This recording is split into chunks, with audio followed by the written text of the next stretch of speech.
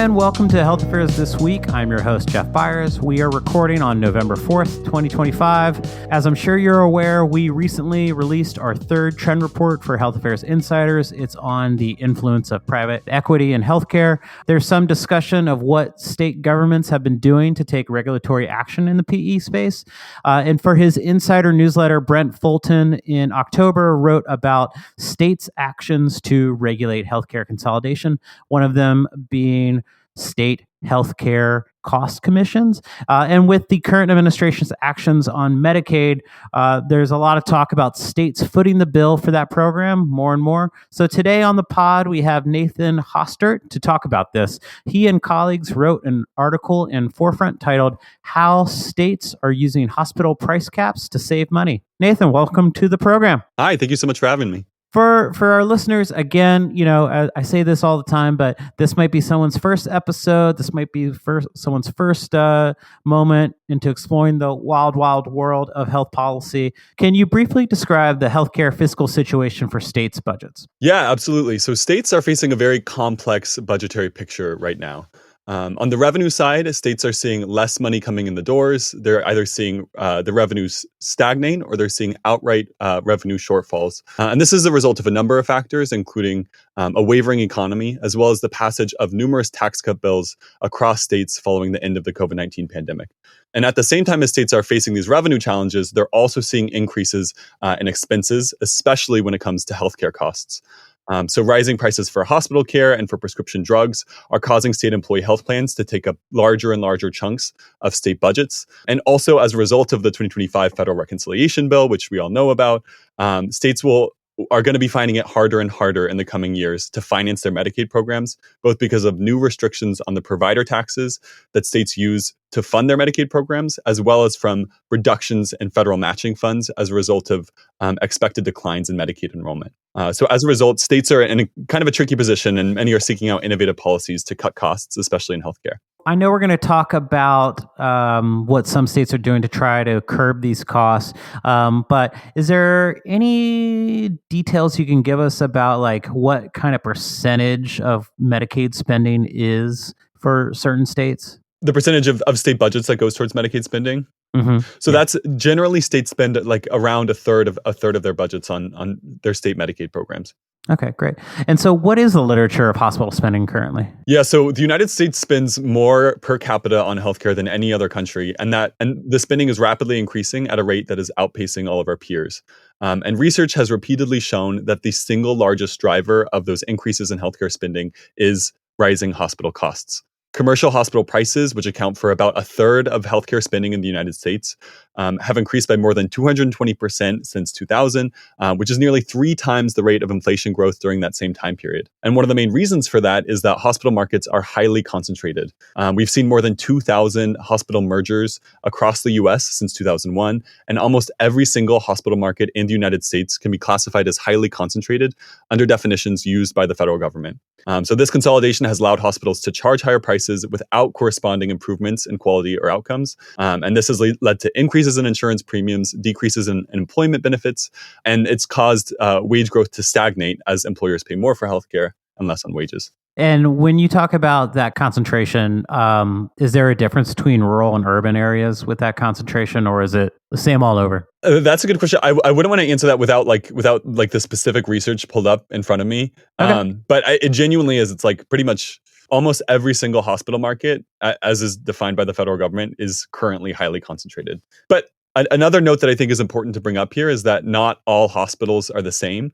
The story of hospitals in the United States is really a story of the haves and the have-nots, in which the highly concentrated hospital systems have been able to continuously increase their rates and build up substantial reserves, while safety net hospitals and rural hospitals have struggled to even keep their doors open. So as a result, policies that are seeking to reduce the prices in the healthcare sector have focused more on the haves than the have-nots, which are these highly concentrated hospital systems. In your piece, you point out a couple examples of states deploying price caps to help curb these rising costs. Can you briefly explain state employee health plan price caps in Oregon and Washington, which is what you note in your article. Absolutely. So states are obviously concerned about these rising healthcare costs, both because A, they want their residents to be able to get access to the healthcare that they need.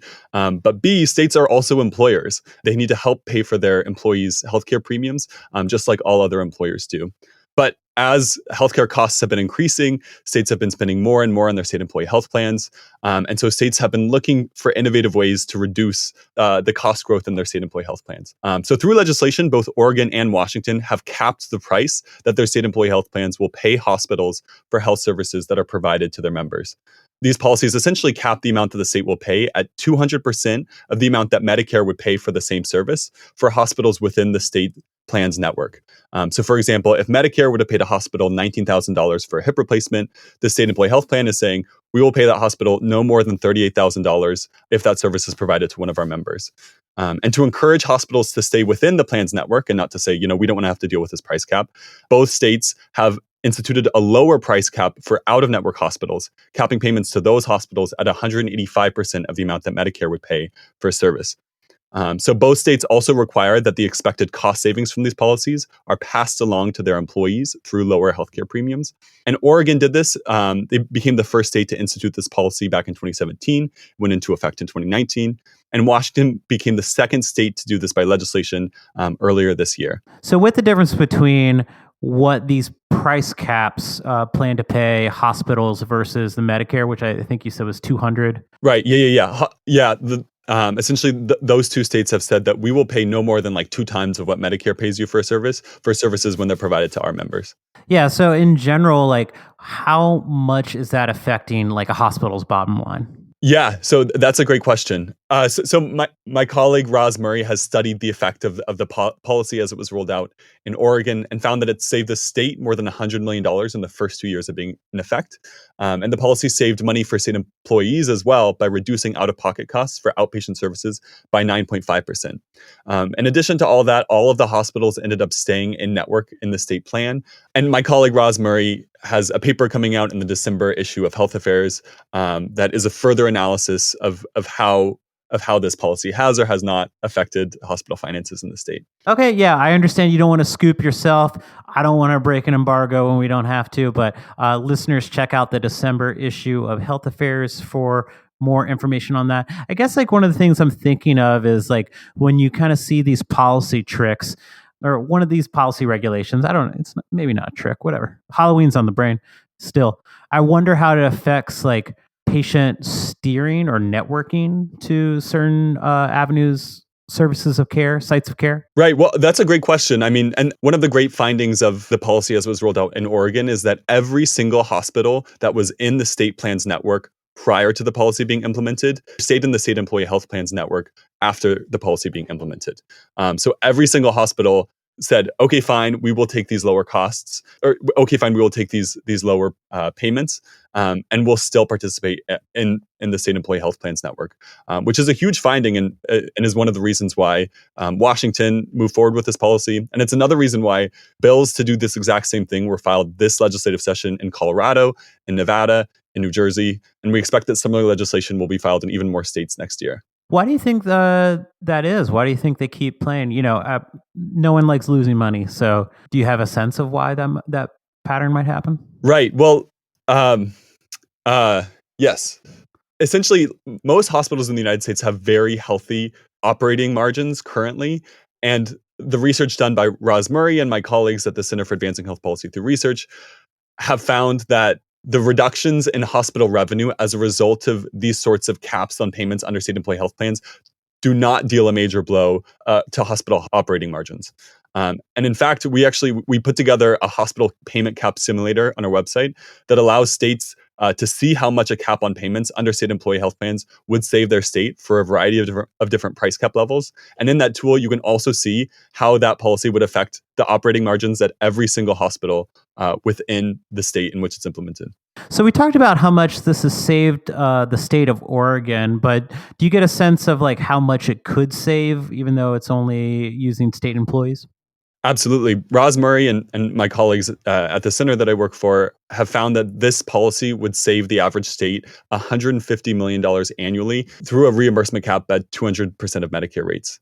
Okay, great. Sort of shifting gears, can you explain the hospital price cap plan in Vermont and Indiana? Absolutely. So Vermont and Indiana essentially looked at what happened in Oregon and said, we want to go even further than that. So both Vermont and Indiana enacted bills this year that established hospital price caps that apply to all commercial payers, not just state employee health plans. And while these laws both address a similar issue, they are unique in how they are designed. So Vermont's law directs the Green Mountain Care Board, which is the state's independent board that regulates and evaluates the state's healthcare system, to establish upper limits on the amounts that hospitals can charge for medical services. So the board must establish these limits, which must be based on a percentage of Medicare rates by hospital fiscal year 2027. And the law directs that the board ensure that savings are passed along to ratepayers through lower premiums, and that the board report annually on how much residents are being saved as a result of these price caps. Indiana's law differs from the Vermont law, both in terms of the hospitals that it covers, as well as the reference price for the cap. Indiana's law requires that the state's major nonprofit hospital systems bring their aggregate average prices under the statewide average by June 2029, or risk forfeiting their nonprofit status until they can lower their prices. This law kind of reflects the unique healthcare situation in Indiana, where there are 5 large nonprofit hospital systems that have caused the state to become the 8th most expensive state in the country for hospital care. And while the Indiana law is structured slightly differently than the Vermont law, it is still a nation-leading law that will give the state unprecedented tools to control costs. And the other thing that I like to point out here is kind of obvious, which is that Indiana and Vermont are very different states politically. The passage of Vermont's been trying for a long time to curb costs. Absolutely, absolutely. And the passage of price cap policies in both of these states shows that there's clear bipartisan agreement that there's work to be done to address healthcare costs. Yeah, so Indiana, Vermont, different states, different locales. These are a couple different examples of trying to curb costs within states for healthcare plans. What are some of the other levers states are looking for this? I know some states look to increase antitrust enforcement, for example. Like, what are the other levers? Well, payment caps are one research-backed policy tool for states to consider here. They are only one tool in the tool belt. There are a number of other more targeted cost containment policies that states could choose from. For example, Indiana and Connecticut have both instituted bans on facility fees, which are the add-on fees that hospitals charge for services delivered in hospital settings. These bans address the issue of essentially hospitals acquiring physician groups and then tacking on hospital facility fees to their services, even though those services have not changed since the groups were acquired. And states could also consider site-neutral payment policies, which essentially set a payment cap as a percentage of Medicare rates for a subset of services that can safely be provided in office-based settings. The Fair Pricing Act, which has been filed in New York State, is a good example of what this policy could look like. But in addition, we know that consolidation, usually in the form of mergers and acquisitions, has been one of the key drivers of increases in hospital prices over the years. So in order to reduce healthcare costs, states can increase their authority to regulate these mergers and acquisitions. Oregon has one of the strongest transaction review laws in the country and is a great example of this by requiring prior approval from the state for mergers and acquisitions involving hospitals, insurers, or essentially any healthcare entity making over $110 million a year. But these laws can come in a bunch of different shapes and sizes. My colleagues and I wrote in the Health Affairs Forefront piece earlier this year discussing how Massachusetts bulked up its healthcare transaction review process at the end of last year by giving the state the authority to review transactions involving management service organizations and private equity entities. And New Mexico made strides in the space this year when the state enacted a law giving the state prior approval authority for hospital mergers, changes of hospital control, and ensure acquisitions of healthcare practices. So states have a bunch of different tools here. There's not one silver bullet for reducing hospital costs, and states are trying a bunch of different policy levers to make sure that the residents can afford healthcare. Yeah. So you mentioned a lot of examples, and I appreciate it. I just kind of wonder, what might this patchwork look like in the future? Yeah, so in the coming years, I think we are going to continue to see states take the lead on making healthcare more affordable. States are actively dealing with this healthcare affordability crisis, and this crisis is not going anywhere without policy action. I think it's remarkable that we saw both Indiana and Vermont, which are two completely different states, come to the same conclusion during this legislative session. And those two states are not alone. Bills to cap hospital prices across the commercial market were also filed this year in Montana, in Oklahoma, and Massachusetts. And as Indiana and Vermont demonstrate, I think we will continue to see states experiment with their own unique approaches that are specific to their own state contexts. And the great thing about these unique approaches is that we can evaluate the results of these unique policies as they're being implemented. So as states continue to take action here, we will continue to develop a better sense of which policies can make healthcare more affordable for Americans. Yeah, well, with that, Nathan Hostert, thanks again for joining us on Health Affairs this week. It sounds like lots more to come in the pages of Health Affairs and Health Affairs Forefront on this topic. Yeah. Thank you so much. Really appreciate it. Thank you so much for having me. Yeah, no problem. And if you, the listener, enjoyed this episode, please send it to the Hoosier in your life. And thanks, and we will see you next week.